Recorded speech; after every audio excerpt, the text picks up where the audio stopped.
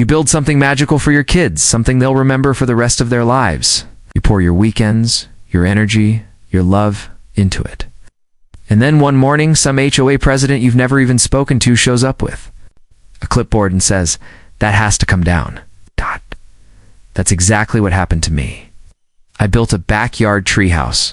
Not just any treehouse, but a safe, beautiful retreat for my son and daughter. But the HOA called it a code violation, said it was a hazard and a nuisance.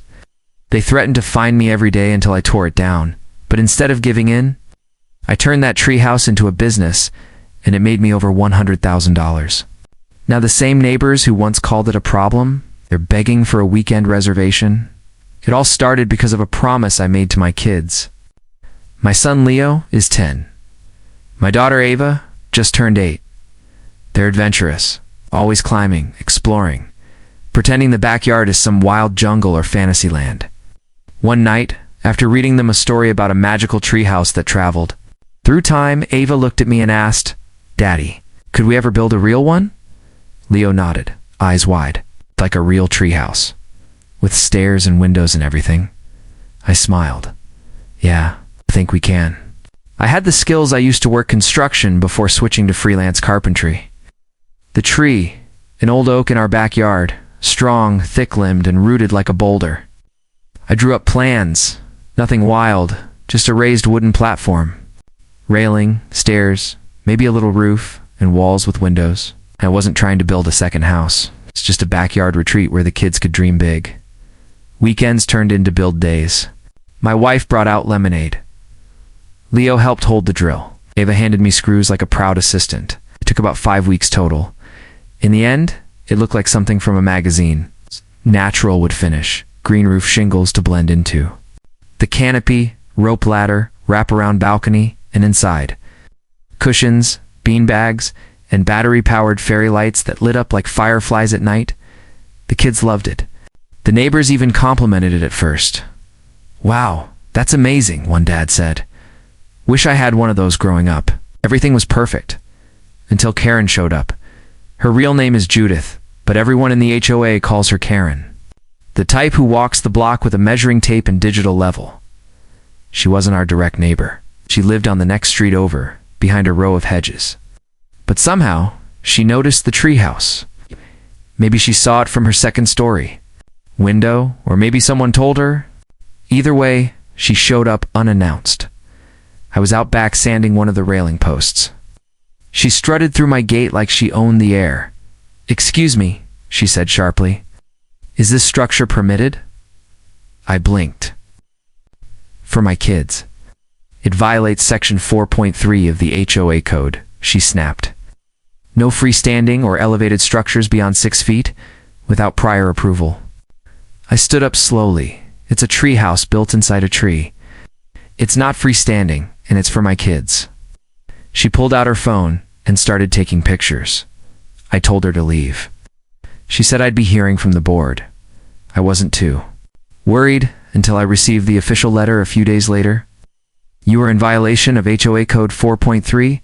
You are hereby ordered to dismantle the unapproved structure within 14 days or face daily fines of $250 a day for a trespasser."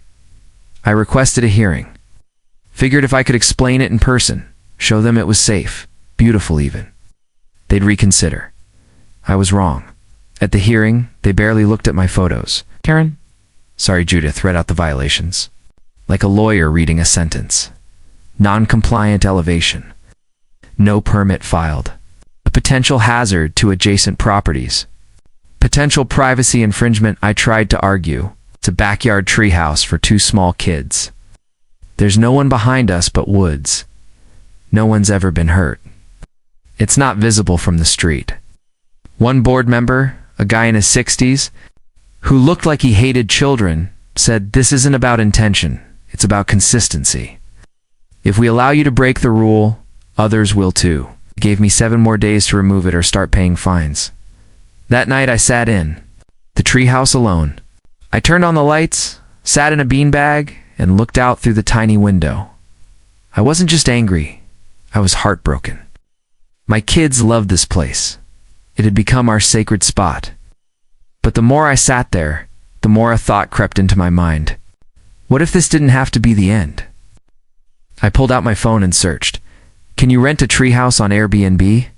Turns out, you can. Not only that, they're in high demand. People crave unique stays. I found treehouses that booked out 6 months in advance for $200 a night. In mine, it had electricity, lights, cushions, charm, and the location. Quiet, woodsy, private. A plan started forming. The next morning, I added a few finishing touches. A fold-down tray table, a mini cooler, solar-powered fan. I installed an outdoor privacy curtain on the far side. Then I took professional photos, golden hour shots, inside and out. Called it the Nest Cozy Canopy Hideaway. I listed it on Airbnb at $150 a night, just to test the waters. First weekend, fully booked. The next 2 weekends, it's gone in 24 hours. Then came the emails from guests. This place is magical. I've never slept so peacefully. We didn't want to leave. In the first 3 months, I made over $8,000 by the end of the year. $38,000. That's when I got another letter from the HOA.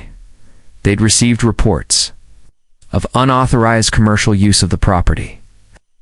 I replied with one sentence. The treehouse is not used commercially. It is used for personal lodging. By approved guests, that was technically true. No signage. No cash exchanged on site. Just guests. Quiet, polite, happy guests. Karen showed up again, fuming. People are sleeping in that thing. I nodded. Yep. Every weekend. This isn't a campground. Nope. It's a permitted accessory structure within municipal height and setback limits. I checked with the county. Want a copy of the ordinance? She stormed off. Eventually, they tried to get the city involved. But here's the twist. The HOA never actually filed the correct easement paperwork for enforcement jurisdiction over my backyard. Legally, they had no authority back there. The HOA president resigned 3 months later. 2 years later, the treehouse has made over $100,000. My kids still use it during weekdays. On weekends, it's booked solid. We even added a skylight and a composting toilet. One couple got engaged up there. Another wrote a book. A travel blogger featured it in a viral TikTok. And my favorite part? Every single guest review mentions how peaceful it is. As for Karen, she moved out last spring. Rumor is she hated seeing people come to that awful treehouse. Same neighbors who once whispered about it now stop me in the driveway and say, you know, if you ever build another one, I'd love to book a night. And every time I climb the stairs, whether to clean up after guests or tuck my kids in for a summer night's camp out, I smile. Because sometimes the best revenge is building something they can't tear down and making money while they watch.